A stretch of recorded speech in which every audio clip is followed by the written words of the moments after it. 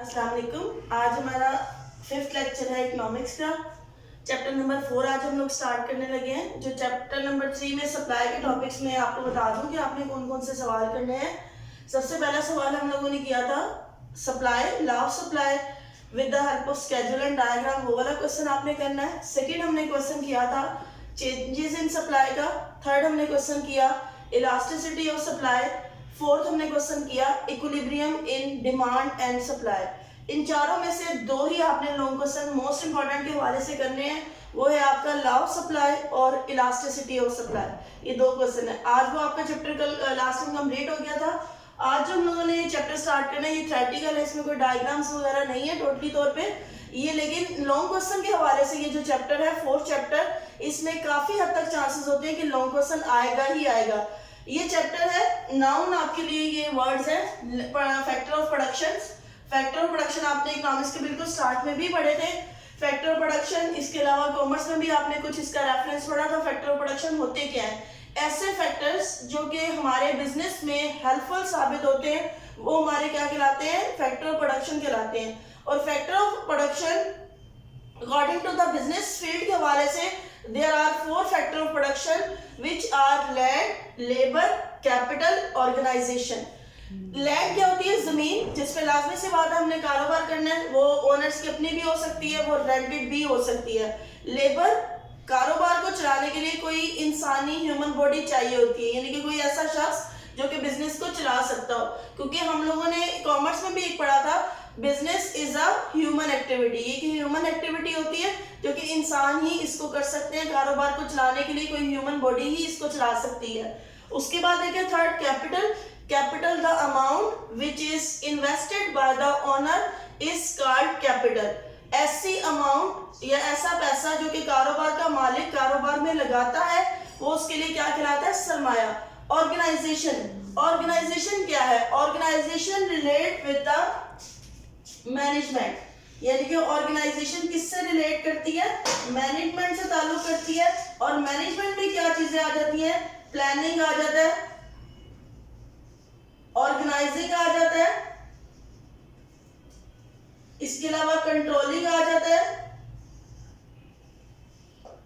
Planning means organisation में हम लोग सेटअप करते हैं मैनेजमेंट को। भाई आपके जितने भी फैक्टर ऑफ प्रोडक्शन है, वो चाहे लैंड है, वो चाहे लेबर है, चाहे वो कैपिटल है, इन तमाम को हमने मैनेज कैसे करना है?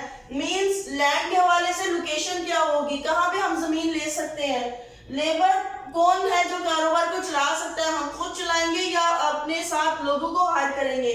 कैपिटल, सरमाया, क्या ओनर्स के पास खुद का है या फिर वो बैंक वगैरह से या रिलेटिव्स वगैरह से क्या लेगा? लोन लेगा। इसके अलावा organisation, organisation relates to the management and management का ताल्लुक किससे होता है? मैनेजमेंट का ताल्लुक होता है प्लानिंग से। मतलब आपने देखिए बिजनेस का हमारा जो गोल होता है वो प्रॉफिट मोटिव होता है, जो मकसद होता है वो प्रॉफिट अर्निंग होता है। तो उसके लिए हम लोग क्या करते हैं? सबसे पहले प्लानिंग करते हैं। प्लान ये होता है कि हमने अपने गोल्स को अचीव कैसे करना है, प्रॉफिट कैसे अर्न करना है, हमने बिजनेस को कैसे चलाना है। ऑर्गेनाइजिंग, जो हमने प्लान किया है उसके हवाले से हमने उनको मैनेज करना है, ऑर्गेनाइज करना है, इकट्ठा करना है कि क्या चीज पहले की जाए, क्या चीज जो है वो बाद में की जाए। इसके अलावा से जो थर्ड टूल आ जाता है वो कंट्रोलिंग आ जाता है। कंट्रोलिंग क्या होता है कि जो हमने प्लानिंग की थी क्या वो बिजनेस के लिए बेनिफिशियल रही है या फिर जो सा उसको मजीद जो सा वो बढ़ाई है, इसमें कोई कमी पेशी रह गई जो कि बिजनेस के लिए फ्रूटफुल साबित नहीं हो रही। तो हम क्या करते हैं कंट्रोलिंग में? हम देखते हैं कि प्लानिंग का फीडबैक क्या रहा है। अगर तो प्लानिंग का जो फीडबैक होता है वो पॉजिटिव होता है तो हम उसी प्लानिंग को क्या करते हैं? कंटिन्यू करते हैं। लेकिन अगर प्लानिंग हमारी फेल हो जाती है, हमारी प्लानिंग में हम अपने गोल्स को अचीव नहीं कर पाते, तो हम दोबारा से डिसीजन मेकिंग करते हैं कि भाई नई सिरे से हम लोग जो है वो प्लानिंग स्टार्ट करते हैं कि बिजनेस को कैसे बेहतर बनाया जाएगा। ये आपके 4th फैक्टर प्रोडक्शन है। इसमें लैंड के हवाले से भी लॉन्ग क्वेश्चन आ सकता है, लेबर के हवाले से भी आ सकता है, कैपिटल के हवाले से भी आ सकता है और ऑर्गेनाइजेशन के हवाले से भी लॉन्ग क्वेश्चन आ सकता है। यानी कि इन चारों में से कोई एक लॉन्ग क्वेश्चन आने के बहुत ज्यादा चांसेस होते हैं, यानी कि ये लॉन्ग क्वेश्चन के हवाले से इंपॉर्टेंट चैप्टर है और शॉर्ट क्वेश्चन के हवाले से भी इंपॉर्टेंट है। शॉर्ट क्वेश्चन इसमें से काफी सारे बन सकते हैं। अब सबसे पहले हम लोग आज जो डिस्कस करेंगे वो लैंड को डिस्कस करेंगे। जमीन, आपको पता है जमीन अल्लाह ताला की तरफ से गॉड गिफ्टेड है, ये किसी इंसान ने नहीं बनाई। हाँ, इसमें जो अमेंडमेंट की है, इसमें जो चेंजिंग लाई है, यानी कि जमीन को बिल्डिंग्स की सूरत दे दिया, जमीन को डिफरेंट शक्लों में ढाल दिया, वो किसने किया? इंसान ने। लेकिन जो जमीन एक है वो गॉड गिफ्टेड है। यानी कि लेबर की बात करें तो लेबर भी इंसान का अपनी कोशिश है, इंसान का अपना अमल है। कैपिटल भी है, वो भी इंसान की अपनी कोशिश से वो पैसे को किस तरह से इन्वेस्ट कर सकता है। ऑर्गेनाइजेशन भी जो है वो इंसान की अपनी मैनेजमेंट है कि वो अपनी स्ट्रेटजीज को किस तरह से जो है वो बिजनेस में यूज कर सकता है। लेकिन लैंड की अगर बात करें तो लैंड जो है वो एक गॉड गिफ्टेड जो थिंग है। अभी ये एमसीक्यू भी आता है कि इनमें से कौन सी ऐसी चीज है जो नेचर बाय द गॉड है, यानी कि अल्लाह ताला की तरफ से जो है वो इनाम है इंसान को, वो लैंड है। ठीक है, यानी it is the first basic factor of production. It does not mean the surface of land on which we walk और लिव, यानी कि सिर्फ वो हिस्सा जमीन का नहीं इसमें शामिल जिस पर हम चलते हैं या रहते हैं, बल्कि जमीन में तमाम वो चीजें शामिल हैं जो अल्लाह ताला ने दी हैं। लाइक इसमें दरिया, पहाड़, जंगलात, समंदर, इसकी आबोहवा, बारिश और इसी तरह मादनियात जैसे कि आपका लोहा है, कोयला है, पेट्रोल है, ये तमाम की तमाम चीजें जमीन में शामिल होती हैं। यानी कि जमीन में सिर्फ वो हिस्सा शामिल नहीं होता जिस पर जो है वो इंसान रह रहा होता है या जिस पे इंसान सिर्फ चल रहा होता है, बल्कि इसमें तमाम एलिमेंट्स जो कि इस कायनात का हिस्सा है वो तमाम के तमाम शामिल हैं, जिसमें पहाड़ भी हैं, दरिया भी हैं, समंदर भी हैं, जंगलात भी हैं, फिर जमीन के अंदर जो छुपी हुई मादनियात है वो भी तमाम की तमाम क्या है इसमें शामिल है। उसके बाद देखिए कैरेक्टरिस्टिक्स ऑफ लैंड। प्रोफेसर रिकार्डो ने जो सा है वो कुछ स्पेसिफिक इकोनॉमिक्स के हवाले से जमीन के कैरेक्टरिस्टिक्स को बयान किया। वो क्या क्या थे? सबसे पहले फ्री गिफ्ट ऑफ नेचर, यानी कि आप कह लें कुदरत का इनाम है ये। अभी मैंने आपको बताया बास जो बाकी के आपके फैक्टर ऑफ प्रोडक्शन में उसमें कहीं ना कहीं ऑब्वियस इंसान का अमल दखल होता है। मेहनत इंसान ने खुद करनी है, पैसा इंसान ने खुद लगाना है, सोर्सेज ऑब्वियसली बात है अल्लाह पाक प्रोवाइड करता है, लेकिन जो साहब उसने खुद लगाना है अपनी समझबूझ को इस्तेमाल करते हुए। ऑर्गेनाइजेशन मैनेज भी इंसान ने जो मैनेज करना है बिजनेस को, वो भी उसने अपनी अकल को इस्तेमाल करते हुए मैनेज करना है बिजनेस को। लेकिन जो लैंड है ये फर्स्ट टूल है जो कि अल्लाह ताला की तरफ से क्या है? गिफ्ट है, नेचर का है, कुदरत का एक गिफ्ट है जिसमें इंसान चलता है, जिसमें इंसान जंगलात है, इंसान के बस समंदर अल्लाह पाक ने बनाया, ये इंसान के बस में नहीं थे। इसमें जो मिनरल छुपी हुई है वो इंसान, उनकी खोज जरूर इंसान ने की है, उनको बाहर जरूर इंसान ने निकाला है, लेकिन वो वहां पर कैसे थे? ये अल्लाह ताला की तरफ से। उसके बाद देखिए लिमिटेड सप्लाई।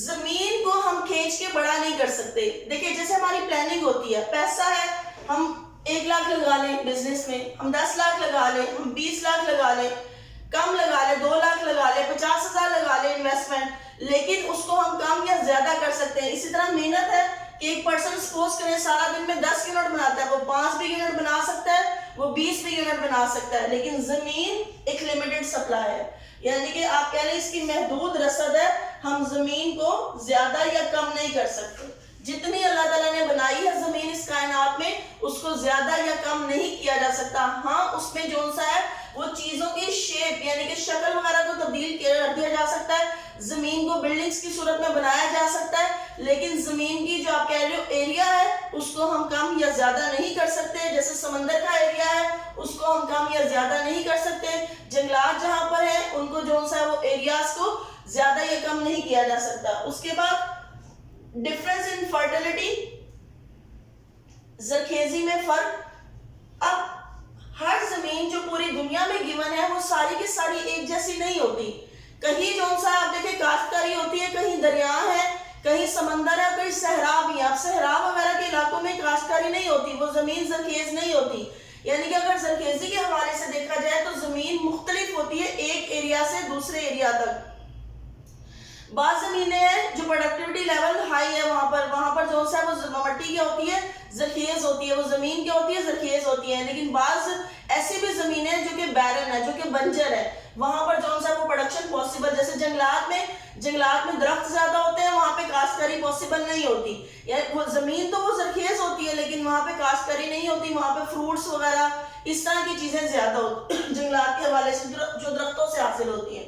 उसके बाद डिफरेंट इन सिचुएशन, हालत में फर्क होता है। अब हर जमीन सेम शेप की नहीं है।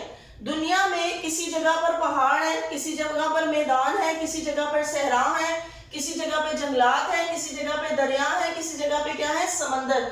यानी कि जमीन पूरी दुनिया में एक सी नहीं है, यानी कि डिफरेंट सिचुएशन है, डिफरेंट हालतें हैं जमीन की।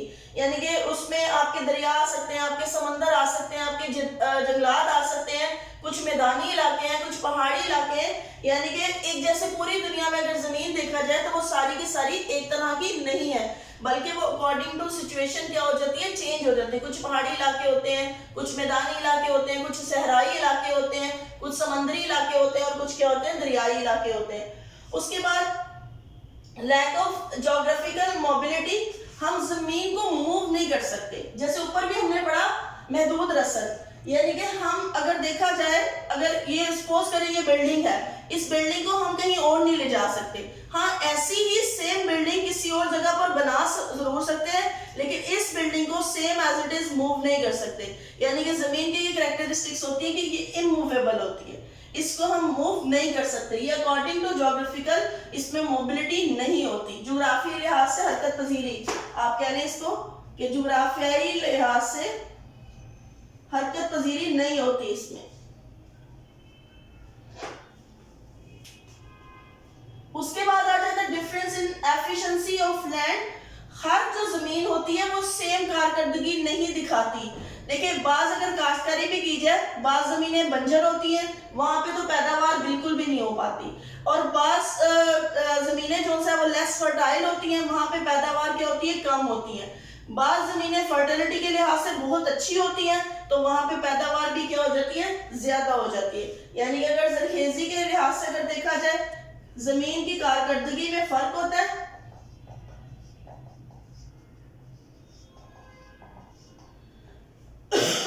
हर जमीन एक जैसी नहीं होती, यानी कि प्रोडक्शन के हवाले से भी देखा जाए, बैरन जमीनें हैं तो उसमें बैरन जो लैंड होती है उसमें बिल्कुल भी प्रोडक्शन नहीं होती। जो लेस फर्टाइल होती है उसमें कुछ बेहतर प्रोडक्शन होती है, जो प्रॉपर फर्टाइल लैंड होती है उसमें ज्यादा प्रोडक्शन हो सकती है। उसके बाद लिमिटेड प्रोडक्टिव कैपेसिटी, एक हद तक आप जमीनों पे चीज प्रोड्यूस कर सकते हैं। देखिए, जो फर्टाइल लैंड है वहां पे प्रोडक्शन हो सकती है। अब आप कहें कि सहराओं में जो सा है वो काश्तकारी की जाए तो ऐसा पॉसिबल नहीं है, दरियाओं में कोई चीजें उगा दी जाए तो ऐसा पॉसिबल नहीं होता, समुद्रों में कुछ ऐसा किया जाए तो वहां पे भी पॉसिबल नहीं होता। यानी कि जो पैदावार के लिहाज से ये महदूद होती है, महदूद पैदावारी सलाहियत। उसके बाद ड्यूरेबल इन नेचर, जमीन खराब नहीं होती, जमीन को कुछ भी नहीं होता, सालों साल आपको पता है बिल्डिंग जो है वो चलती आई हैं, वो खराब नहीं होती। अगर जो सा है कोई नेचुरल डिजास्टर्स ना हो तो जमीन वैसे की वैसे ही रहती है। लाइक अर्थक्वेक ना आ जाए, फ्लड्स आ जाए, उसमें तो लैंड को नुकसान पहुंचता है, लेकिन उसकी फर्टिलिटी में भी फर्क पड़ता है। लेकिन जो सा है नेचुरल डिजास्टर्स के अलावा जमीन को कोई नुकसान नहीं पहुंचता, यानी कि ये ड्यूरेबल है, ये खराब नहीं होती। यानी कि अगर जमीन बिल्डिंग्स बनी रहेगी तो वो खराब नहीं होगी, काफी साल चलती रहती है। अगर नेचुरल डिजास्टर्स की वजह से वो एक एलिमेंट आ जाता है इसमें कि अगर नेचुरल डिजास्टर्स आए तो उसमें जमीन को फर्क पड़ता है, अदरवाइज जो सा है ये ड्यूरेबल होती है। उसके बाद जमीन की अहमियत क्या है, यानी कि जमीन की अहमियत, सबसे पहले